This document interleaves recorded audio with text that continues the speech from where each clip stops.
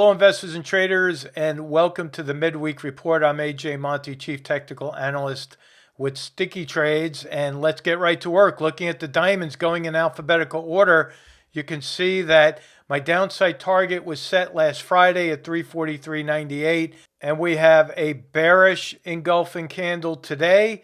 Volume is going up on that red candle, so that tells us the sellers are motivated and the oscillators are still moving lower. Look at that CCI down there, just about ready to cross down below the zero line, and that means 2 to 4 more days of downside pressure once that happens. That's usually what happens on average, and I am expecting that to continue lower if we get that cross, especially.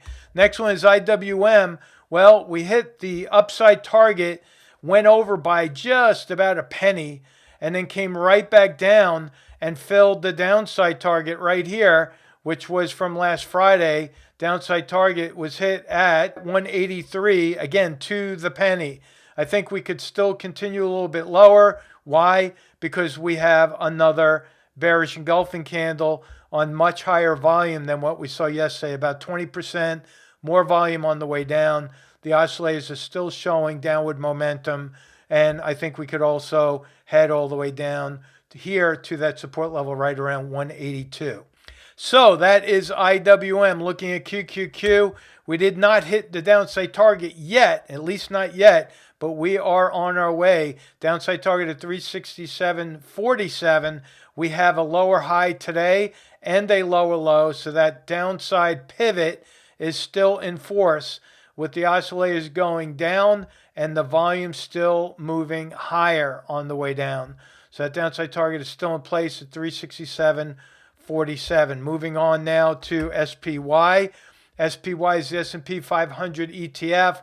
You can see that we do have that pivot point right here from Monday, Tuesday shooting star. This might cause a little bit of confusion, being that that is a bullish harami. Now, bullish haramis, for the most part, will usually result in a higher price. So we might see a little bit of a rally tomorrow and into Friday, but I am still keeping the downside target into next week, especially for SPY.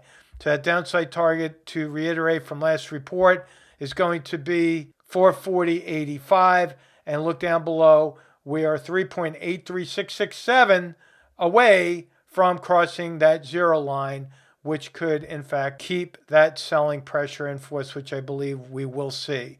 Now, the reason I think the SPY could go up just a little bit, and that's all contingent upon what we're seeing here in the VIX. We have the downside target hit at 1354. Remember, I said that we needed to fill that gap.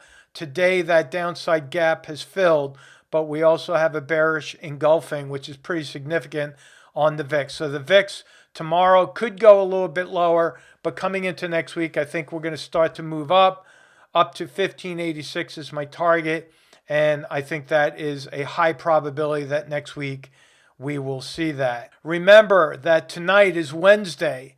We have our rapid fire stock analysis webinar from 6 to 7 p.m.